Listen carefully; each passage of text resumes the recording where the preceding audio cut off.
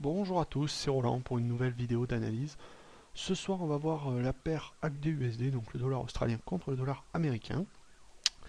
Voici le graphique, donc on est en unité de temps journalière, je précise. Et on remarque tout de suite, hein, évidemment, sur ce graphe, donc euh, une incertitude un petit peu totale. C'est-à-dire que là, il y a finalement quasiment aucun trend qui s'est vraiment marqué.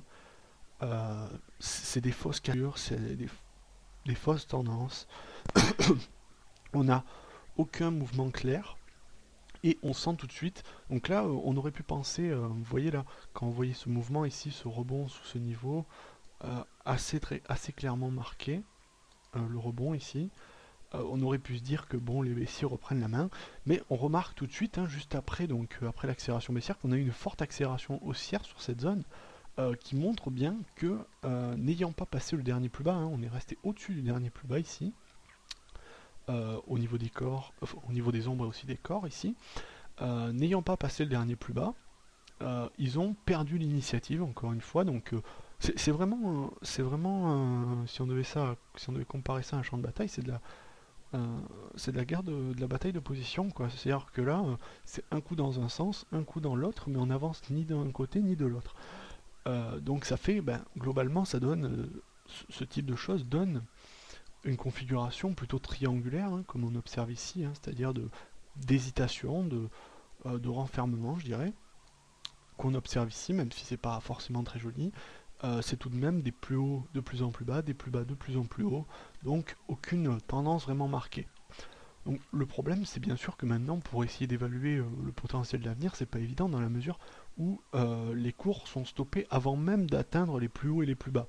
C'est-à-dire que avant même d'atteindre le dernier plus haut, les cours repartent à la baisse. Avant même d'atteindre le dernier plus bas, comme ici, hein, donc pour illustrer, avant même d'atteindre ce niveau ici de plus bas, les cours ont rebondi avant. C'est-à-dire que là, globalement, on ne pouvait pas vraiment anticiper ce rebond. C'était pas vraiment, je ne vais pas dire que on pouvait pas, mais on ne pouvait pas graphiquement comme ça, visuellement, on n'avait pas d'outils techniques pour savoir quand est-ce qu'allait se faire le rebond. Enfin, la meilleure zone possible était la zone de plus bas, je dirais ici, le support. Et ça s'est fait avant. Donc, dans la mesure actuelle, on peut se dire la même chose maintenant. Tiens, est-ce que finalement, ça va pas rebondir maintenant, puisque ça rebondit toujours avant les plus bas, avant les plus hauts. Donc, on est dans l'hésitation à ce niveau-là. Je vais rajouter peut-être un ou deux indicateurs, histoire d'avoir un petit peu plus de clarté, ce qui nous aide pas nécessairement visiblement. Je vais quand même améliorer un peu ça. Voilà. Et on va mettre du RSI aussi. Voilà. Bon, bah, le RSI, globalement, il n'y a pas grand-chose à signaler. Si ce n'est, bon, on a une divergence cachée, bon, même pas, non, on a rien du tout. Bon, il est au-dessus de 50, bon, ça annonce pas spécialement grand-chose. Au niveau des bandes de Bollinger, de la moyenne mobile 20 qui trace au milieu, il n'y a pas grand-chose à dire non plus, hein, finalement. En fait, sur la perle, on est assez creux en information, alors qu'on a eu des configurations graphiques assez intéressantes tout au long du temps. Quand on regarde ici, ici, on avait possibilité de tracer une trendline avec cassure et tout.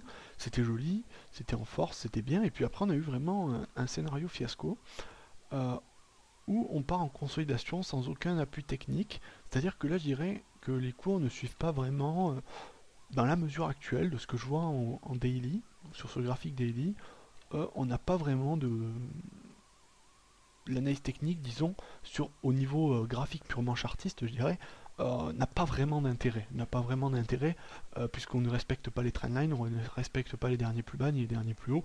Donc il faut garder une certaine réserve à ce niveau-là. Sur le RSI, dans cette mesure, on peut utiliser plutôt les indicateurs, je dirais, puisque dans un système un petit peu chaotique comme ça, là, à mon avis, le système donc d'excès, hein, c'est-à-dire de surachat sur vente, peut être intéressant, c'est-à-dire que comme on le remarque ici, sur ce plus bas, on ne savait pas où on en était, mais sur le RSI, puisqu'on n'avait pas de données visuelles, ici on n'avait pas de plus bas, enfin on avait des niveaux ici, mais bon, disons que les coups ont rebondi pas sur, mais plutôt sous une zone de plus bas, quoi, je dirais, sous cette zone ici. euh, mais après, voilà, si on faisait ça, on pourrait dire on va remonter 15 ans en avant et on va trouver un plus bas. Mais euh, peut-être que ça explique, mais je pense pas vraiment. Je pense qu'il y a eu beaucoup d'effets. d'effet oscillateur sur ce niveau, c'est-à-dire que là on n'avait pas d'appui récent. Ici là sur cette période là on n'avait aucun appui, aucun support. Et bah, on est allé plutôt se tourner vers deux indicateurs, hein, c'est-à-dire vers du RSI, vers les autres, vers tout ce qui est rentré en survente, pour aller re-rentrer sur le rebond et chercher une correction technique, qui s'est observée ici sur du 28 jusqu'à maintenant. Actuellement, maintenant on a des niveaux de plus haut, plus bas. Actuellement on est sous un niveau de plus haut, ici vous voyez, hein, on a une petite résistance. On est en phase d'hésitation avec un pendu ici, alors à chaque fois je me plante. Je les retiens jamais. Je pense oui, puisque là il y a la tête et il y a le corps en dessous. Donc on est en face d'un pendu à ce niveau-là. Donc généralement c'est tendance, graphiquement c'est une configuration de retournement. Après derrière une bougie verte pareil, je ne suis pas certain qu'on puisse affirmer de telles choses. Néanmoins ça marque une hésitation, qui plus est avec la bougie qui suit juste derrière. Et l'autre ça doit être un marteau inversé, je présume à peu près, si je me souviens bien du nom. Voilà, donc là sur l'ensemble on peut pas dire grand chose. On va revenir un petit peu en weekly histoire de voir si on a quelque chose d'un peu plus concret graphiquement. En weekly vous voyez, bah, on confirme un petit peu la chose. On est quand même dans le fond, on n'est pas reparti en tendance baissière quand même. Sur le fond, la tendance de fond reste plutôt à dominante haussière, même si vous voyez là on était dans un beau canal et on l'a cassé avec un pullback et autres. Donc c'est vrai que là on pourrait dire, finalement si on fait une autre analyse graphique, c'est-à-dire en weekly ici, on se place en weekly, on va pouvoir dire baissier, je pense. Graphiquement on a pas mal d'éléments ici qui amènent à avoir un scénario plutôt baissier, dans la mesure où on a un biseau. Ce biseau a été cassé par le bas très clairement. On a rebondi sur le plus bas, sur les zones de plus bas ici. On est reparti à la hausse, on est parti à la baisse, et là actuellement donc on reste donc sous la M20. Bon, on a fini la semaine bien sûr, mais la bougie reste assez importante. Donc je dirais que c'est difficile en fait de faire une analyse dans la mesure où est-ce que le biseau ici qui a été cassé va se valider, est-ce que la configuration va primer sur la tendance de fond qui est quand même tout de même plutôt haussière, puisque les plus bas sont de plus en plus hauts, les plus hauts sont de plus en plus hauts, jusqu'à ce niveau-là où ça s'arrête.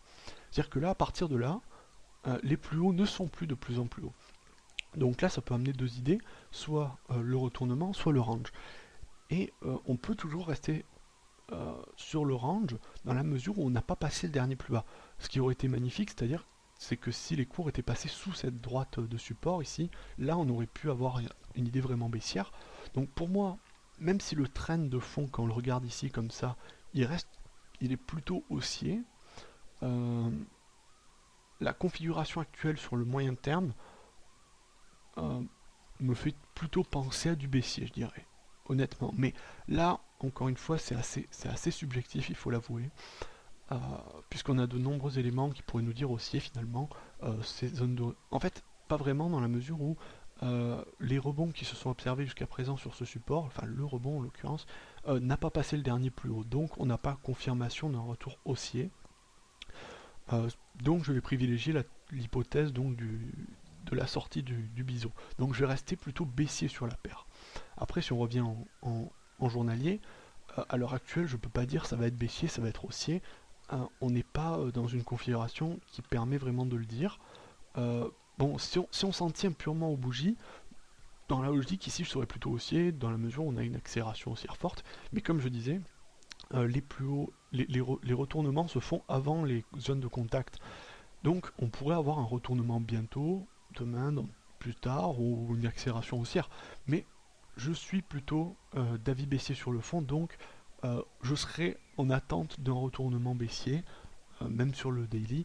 Donc attendre une zone de survente, une zone supérieure, donc un excès d'accélération, je dirais un excès de vitesse, pour envisager un scénario baissier à court terme. Pour l'instant, c'est pas vraiment envisageable, on peut pas dire ça va baisser demain. Là, on est dans une figure actuelle de petite consolidation à très court terme ici, dans une dynamique de la semaine dernière plutôt clairement haussière, quoi. Donc il faut garder des pincettes sur la paire, mais je serais plutôt d'avis, disons, baissier sur le moyen terme et en attente sur le court terme. Voilà, j'espère que cette vidéo vous aura plu et sur ce, je vous dis à bientôt.